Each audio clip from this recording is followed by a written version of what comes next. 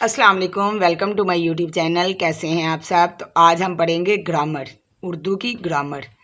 تو چلیں شروع کرتے ہیں۔ سب سے پہلے ہے فعل کی اقسام۔ زمانے کے لحاظ سے فعل کی 3 اقسام ہیں۔ نمبر 1 فعل حال، نمبر 2 فعل ماضی، نمبر 3 فعل مستقبل۔ تو سب سے پہلے ہم پڑھیں گے فعل حال کے بارے میں۔ فعل حال وہ فعل جس میں کسی کام کا کرنا یا ہونا موجودہ زمانے میں پایا جائے وہ فعل حال کہلاتا ہے۔ مثلاً ریحان خط لکھ رہا ہے، عثمان سکول جاتا ہے، بچہ پانی پیتا ہے۔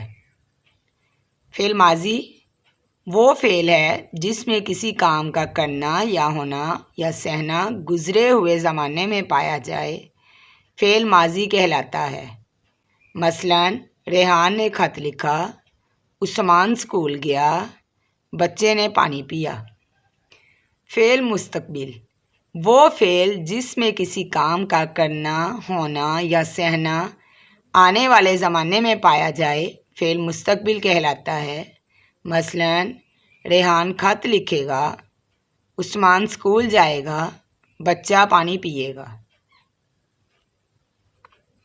نیکسٹ ہے جملے کی اقسام۔ جملے کی 3 اقسام ہیں: مثبت، منفی، سوالیہ۔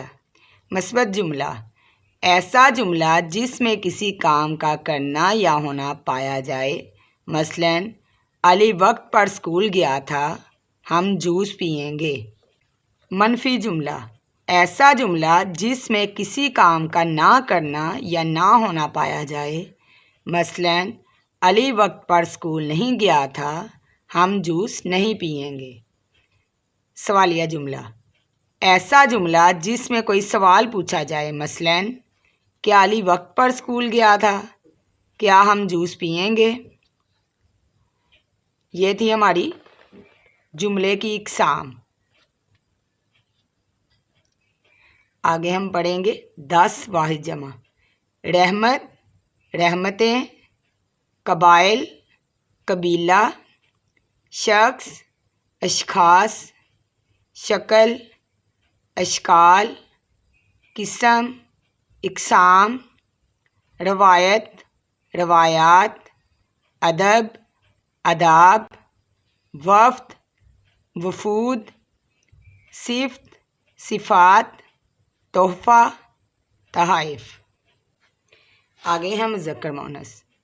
مریض، مریضہ، بھکاری، بھکارن، استاد، استانی، اندھا، اندھی، بھائی، بہن، پڑوسی، پڑوسن، شاعر، شاعرہ، حافظ، حافظہ، ماموں، ممانی، نوکر، نوکرانی۔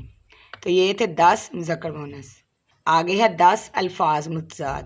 انکار، اقرار، بدبخت، خوشبخت، مہمان، میزبان، چھوٹا، بڑا، اپنا، پرایا، نادان، دانا، ویران، آباد، تکلیف، آرام، عروج، زوال، بہار، خزاں۔